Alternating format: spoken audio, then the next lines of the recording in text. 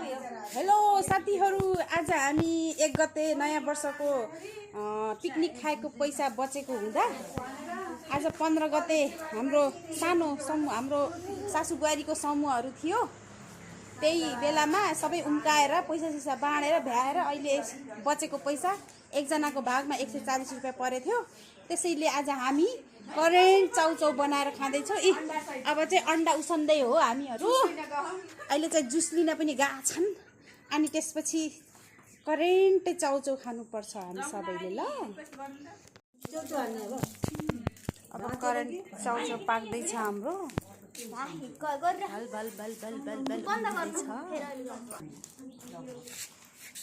हिसाब किताब हुँदैछ हाम्रो खाता पाता होइन। अन्डा पनि खानु पर्यो। करेन्ट चाउचाउमा यो अन्डा खाएन भने त मजा नै आउँदैन के होइन। साँझ भात पनि खाइन्छ। यो त अहिले डुल्दाखेरि कता जान्छ पच्छ ल सबैले लगाउ त।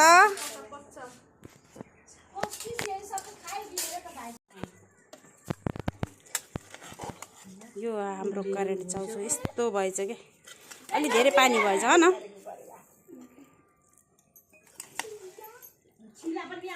अब यसरी बसेर पलेटी कसेर है यसरी खानुपर्छ।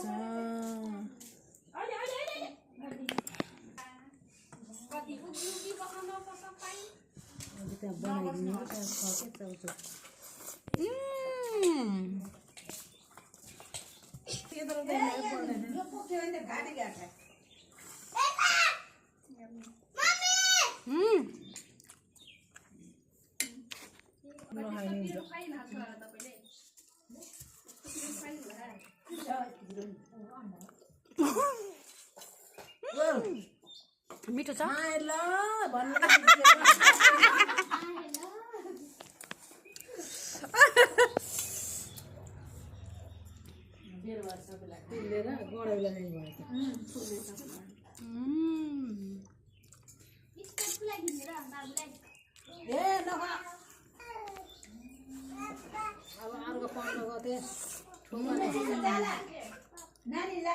यसरी खानुको मजा बेग्लै छ।